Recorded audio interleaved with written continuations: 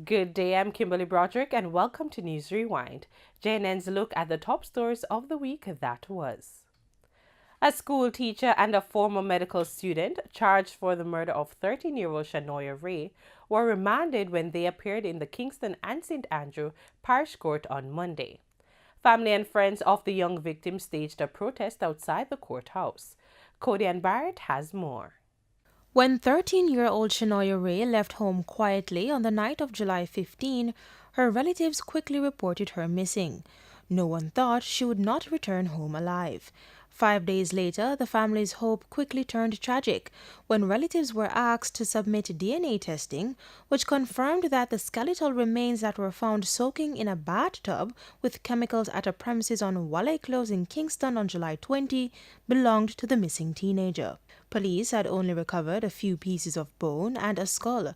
Reports from doctors said if it had stayed one more day, there would be no bones left and no smell. On Monday, the two men, 27-year-old Trinidadian schoolteacher Sanjay Maharaj, who previously taught Shanoya at the New Day Primary and Junior High, and former medical student at the Mona campus of the University of the West Indies, 19-year-old Leonardo Madden, who were found responsible for the young girl's death, returned to court, but this time with Shanoya's family and friends right outside the court doors.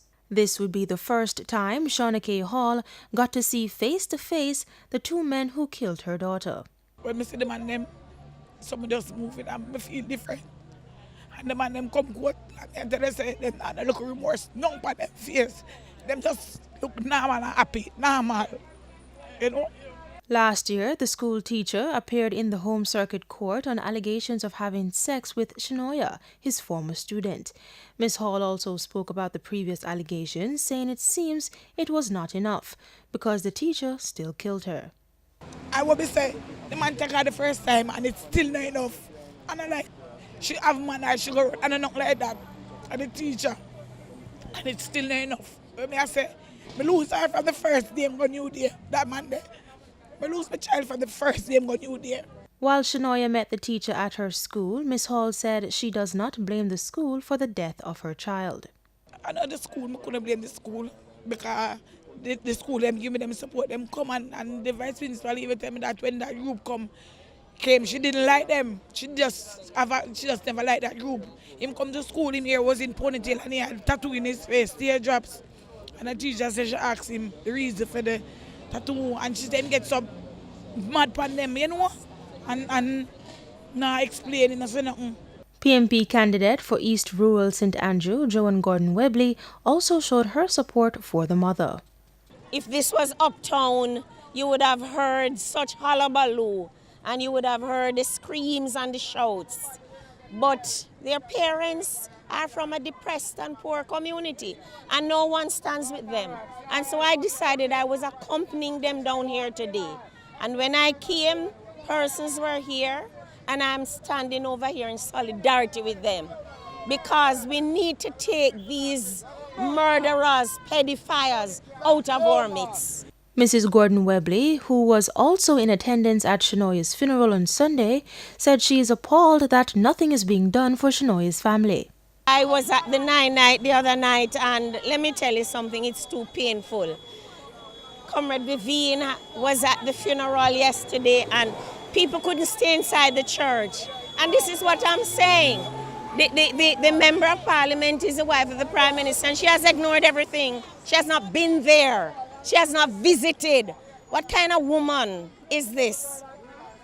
When you're a woman, you know, you just, and you take a child out of your womb, you can't help but be mortified. She added that she hopes the judge does not allow them to get bail. Lawyer for the co-accused, Peter Shimpenny, said he empathizes with the victim's family. The temperature is heated and to an extent, understandably. I empathize with what has happened to the victim in relation to this matter, but as counsel, I have a duty, a job to do, and I must do so to the best of my ability. Frontline News understands that Mr. Shimpenny called for a psychiatric evaluation for his client. The court adjourned the matter until another date. The two men were not granted bail. The matter will go to the committal hearing court for mention, as the post-mortem report and other documents are still outstanding. And it was tense in the Swallowfield community of Old Hope Road following the shooting death of a teenager by members of the security force. The teen has been identified as 17-year-old CJ Lake by the police. Abigail Smythe reports. Residents lit fires again along the main road as they continued to vent what they describe as a cold-blooded murder by the police. Frontline News caught up with Mia Elliston, mother of CJ, who was among the residents who were along the roadway as the police cleared the major thoroughfare. Son come out to buy one phone car and a grabber, and him way back in. Inside of my house, I hear a gunshot. When me come out, a policeman I tell me, say me not to come out. So I tell him, say, him can't tell me that because I'm my son, me I can look for. Same time I hear him cause a shout out. When I look, I see my son up on the ground with one gunshot in him, and one shot alone, me hear fire. Where on his body at the shot? Right time in, right just time in. One gunshot in him. And them not hold him with nothing, them not find nothing upon him. We carried a report saying that they found some homemade handgun. That's a lie. That's a lie. Them not have no time for plant no weapon upon him because the people them come out same time. When them lift him up, nothing not there upon him. Them see him one search him and a 2 condom them search him and take out and pocket. Nothing yesterday in him pocket. So I gather he was to be going to school. This man is supposed to go back to school this morning. Which school? Excelsior Community College. Him started from last year. And reason being why him stopped a couple times, financial problem with me. But with a funeral now to plan for, how will she remember him? What kind of young man was he? How will you remember him? Quiet person. Everybody know him. He's not a troublemaker. Everybody can send him out. Everybody love him. That's all I can say. Because if you don't trouble him, him don't trouble you. Him not even look by you. Member of Parliament for the area, Julian Robinson, who also kept watch, called for a full investigation by the Independent Commission of Investigations Indicom. He gave an update of the situation, which spiraled out of control for the second night running. The residents are still very upset about the incident that took place where a youngster was killed, CJ, yesterday, and the circumstances under which she was killed. Indicom came late last night and they have begun their investigation. They came again today, and really what we have to press for is that the investigation is done thoroughly and that there can be a determination as to what really happened. But the residents are still very upset because they believe that the youngster was killed in cold by the police officer in question. After a long wait, the fire truck from York Park Station eventually visited the scene to put out the burning debris and to wash the remnants from the road. The hope for the security forces is that the washing off the roadway will also restore calm and their presence will deter those with a burning desire to continue with the protest. Carnage on the nation's road within the last 24 hours. This as 8 persons were killed due to motor vehicle accidents. But strong warnings again are being issued to the motoring public from the Road Safety Unit of the Transport Ministry. The details in this report from Shane Masters. We are going to be relentless in ensuring that this Road Traffic Act is enforced and that people obey. That's a stern warning from Director of the Road Safety Unit, Canute Hare. He stated that what is happening on the nation's road is, quote, madness, end quote, as the accidents are things that need not happen. He laments that there needs to be significant implementation of the road code. The deaths on the road started in porous Manchester around midnight on Sunday. The dead men have been identified as 36-year-old Delroy Lindsay, a construction worker of Strickland District, Melrose, Manchester, 29-year-old O'Shane Walters, labourer of Melrose in the parish, and 42-year-old Derek Salmon. It's understood that Lindsay, who was driving a white Toyota Corolla motor car, was heading towards Clarendon when he allegedly overtook a line of traffic and crashed into a BMW motor car on the opposite side of the road. All occupants of a Toyota Corolla were pronounced dead upon their arrival at hospital. Mother of O'Shane Walters, Paulette, spoke with our news team. I tell no lie, no. Me talk all the while, no stay every day, I've been alive, me not right, you know. And on Monday, at the last, me see man, he take one picture with me, and he said to me something of the word, me say, why am I go make me take up my teeth and put it in the walk. And he picture when take him, I think he put up in the if you find that, me don't see to again. So tell me, I said to dead, I can't believe I said to dead. Can't believe I must dream me a dream. Head of the Road Safety Unit, Mr. Hare, said it was a disobedience of the road code which led to those 3 men being killed. Here's why. So is a run number 1 now? Overtake along the Porous Main Road. Yes. Where you have a brow of a hill and you have a long line in the road where say no overtaking. But because they are disobedient, because they are indisciplined, the driver decides him going to overtake. The overtaking maneuver led to everybody aboard dead. So nobody in that motor vehicle couldn't tell the driver if he cool it. He also noted another accident in Spalding, Clarendon, where another life was lost, this time due to speeding. You're not supposed to be going at those speeds. You hit a 13-year-old at exponential speed and put the people and children into must dead corner. Why? The place where you wanting to go is not moving. So you give the people and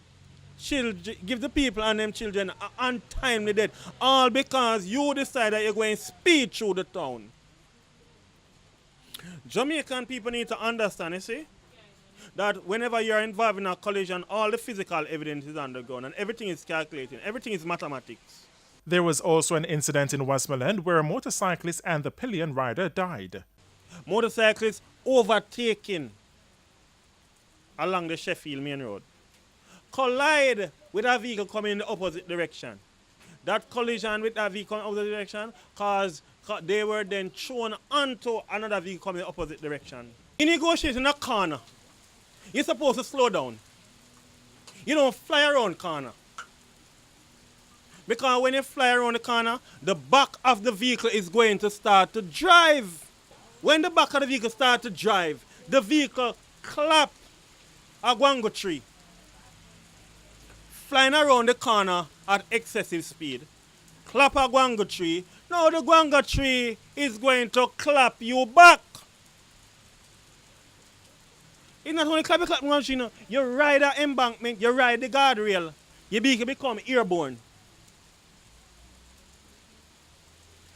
And again, you're not wearing a seatbelt. The two of them in the vehicle not wearing. The driver and the passenger not wearing a seatbelt. People just hard of hearing that I have seen with my 4 eyes motor vehicle traveling in this country involving a fatal collision via the black box going at 180 kilometers per hour.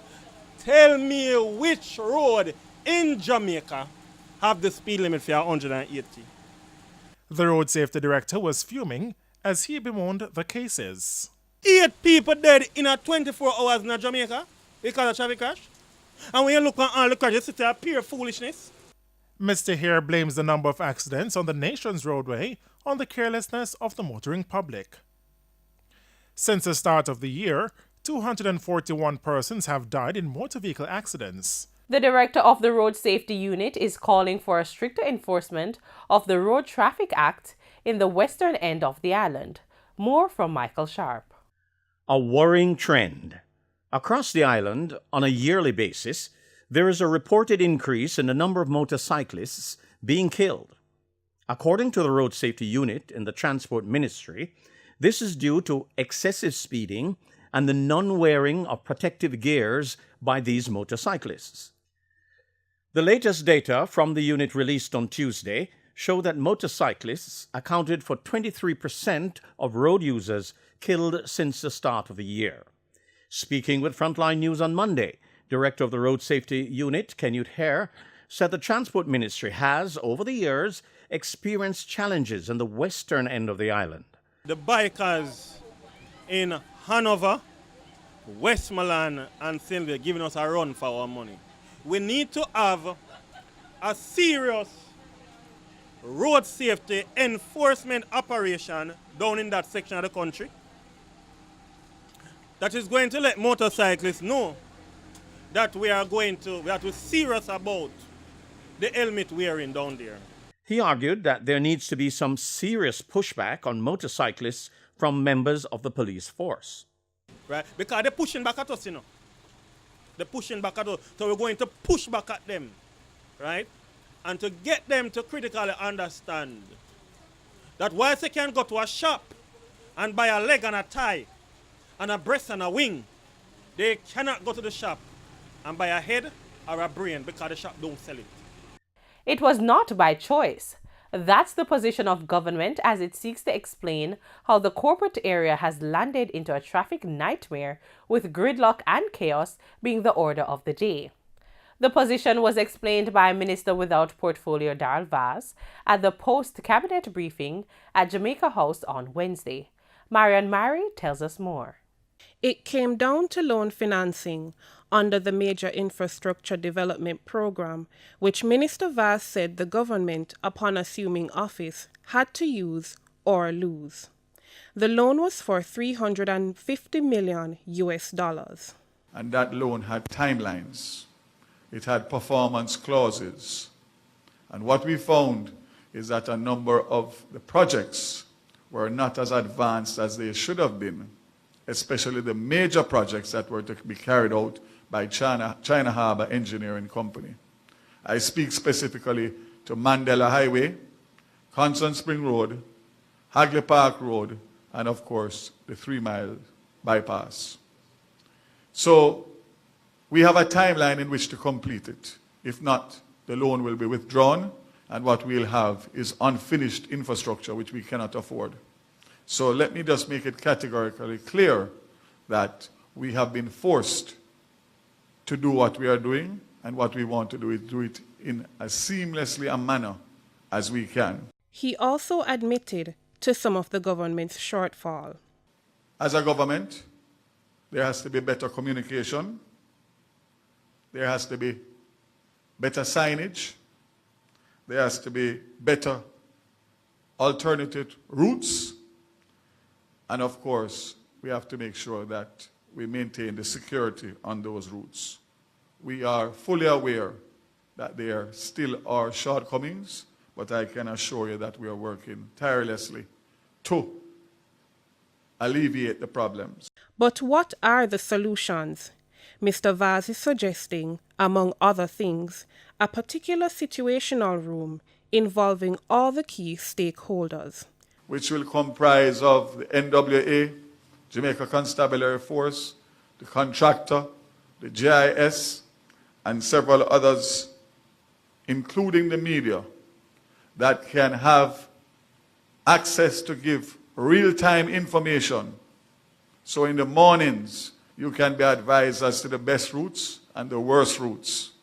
And also that people can call in and give on-the-ground responses as to what's happening. I think, ladies and gentlemen, that we are going to have to implore other measures. Suggestions that I have made is maybe to use the Jamaica Defence Force to give us a recce in the mornings and in the afternoons. Whether we use drones, whatever it is, we need to make sure that we have real-time information so that we can alleviate the problem. Over $400 million worth of goods went up in flames early Tuesday morning after fire gutted 4 warehouses on Ashenheim Road, St. Andrew. It has now left these companies counting their losses. The details in this report from Cody and Barrett. These images tell the tale of what could have been a greater disaster in St. Andrew Tuesday morning. This as fire destroyed a number of warehouses located on Ashenheim Road in the parish. It's not clear what led to the fire at the warehouse location. However, Pink's Fabric, Atlantic Hardware and Jackie's Tyson's Catering will now have to pick up the pieces. Paul Heslop, the night watchman employed to the location, provided an insight into what happened. I was alerted by the fire alarm and I come out and see the fire. But the fire started at the extreme bottom of the building. Yeah. So I just called the fire service and they respond in about half hour time. The fire spread quickly because down there is the fabrics. So the fabrics blaze quickly and over the next side hardware. But to determine where the fire which one is the side of the building, I can't tell you. But I come out and see the fire right down to the extreme bottom of the building. So all I do is just call the fire brigade and they respond. Head of the Kingston and St. Andrew Fire Brigade, Superintendent Andrew Russell, said the fire brigade received a call approximately 12:55 a.m. about a fire at number 2 Ashenheim Road. He stated that upon their arrival, the warehouse was fully engulfed in flames. It's understood that 6 fire trucks with over 40 firefighters battled the blaze for 6 hours before the fire was brought under control.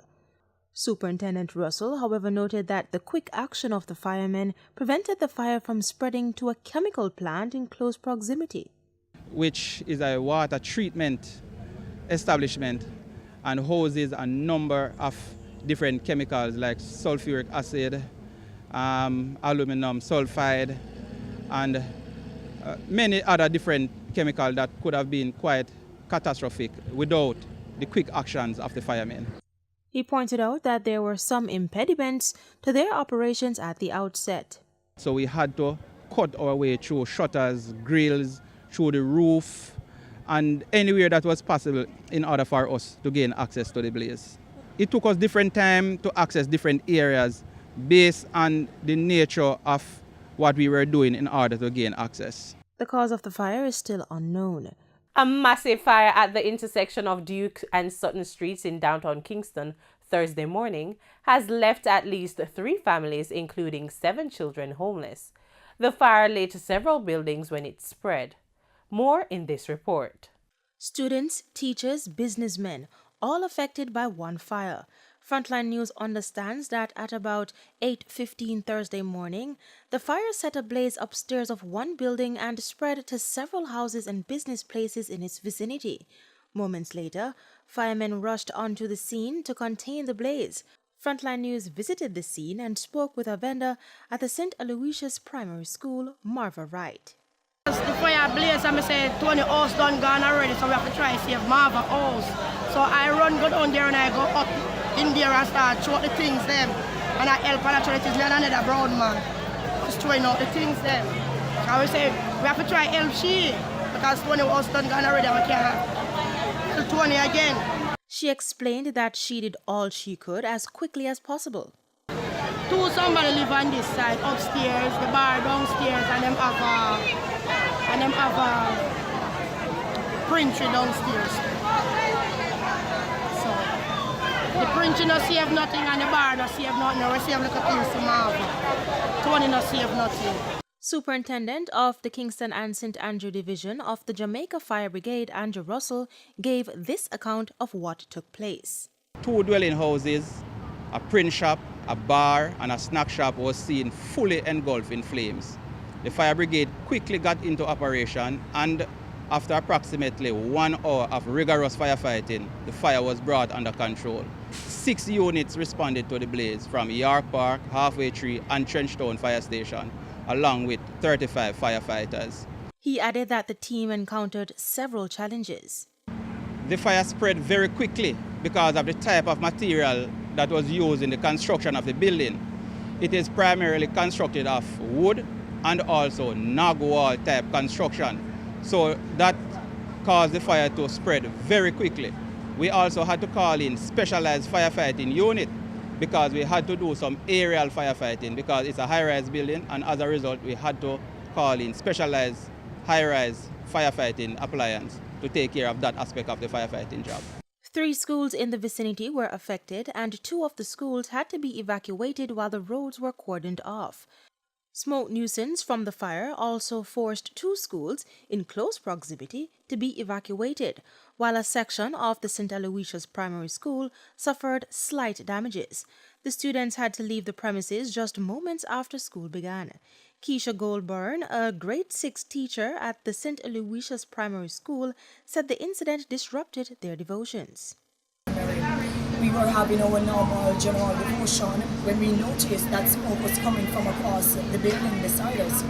We got the children to the other side of the school, and the children did very well going across because we have regular fire drills, we have earthquake drills, so this is something that they were prepared for, and here it is, it's happening to us today. Now we got most of the children onto the road over St. George's Girls. We are in front of their school right now because we realized some of the children were panicking. We wanted them not to see the fire. Some of them, just the very sight of the fire got them panicked, so we took them away from it. Then we have those who are asthmatic, so we had to clear the school. Even though a side of the school wasn't affected, we had to clear the school, get them away from it, so they wouldn't panic. An investigation into the fire is now underway as there is no official report of the cause of the fire. Residents believe it was a short-circuit problem. And we take a break from News Rewind. We'll be right back with more top stories of the week that was. Welcome back to News Rewind. I'm Kimberly Broderick. We continue our look at the top stories of the week that was. A resident of one of the communities affected by last month's fire at the Riverton City disposal site says he's exploring his options for reprisal in relation to the impact of the smoke nuisance. The details from Shashali Hamilton. An air quality study conducted during and after the fire which surrounded the corporate area with smoke for several days has found that elevated levels of certain gases and particulate matter could have resulted in possible health impacts, especially to sensitive groups. A resident of Corville Gardens, Maurice Benderson, says the report underscores what residents have been saying for years. Something really needs to be done about Riverton. I am just hoping now that NEPA has this report, that there'll be a serious effort in resolving Riverton so that Kingston, St. Andrew and St. Catherine will not have to ever go through this ever again. Mr. Bendison is in discussion with the Jamaica Environment Trust, JET, to determine the way forward. At this stage, I am in consultation with JET. I will pursue the options and see where it will take me. But as I said, I'm deeply saddened and I'm feeling a sense of hopelessness. The report from the National Environment and Planning Agency, NEPA, concluded that the fire from the Riverton disposal facility resulted in deteriorated air quality that affected southern St. Andrew and Kingston, as well as sections of southeastern St. Catherine. Based on these findings, it is recommending that the associated health effects be provided by the Health Ministry. And Minister of Health Dr. Christopher Tufton outlined what further activities could stem from the contents of the National Environment and Planning Agency NEPA report. The ministry does have the responsibility and some authority under the Public Health Act to take assertive action where health quality is compromised. What we will do now, well, we will examine the report. We will determine if the pollutants that are cited in the report continues, because if it is the case that it exists now, we can be as extreme as serving notice and essentially prosecuting, which has happened in the past, the operating agency. Now, it would be a government agency to a government agency, but we have a responsibility to the greater public health and wellness.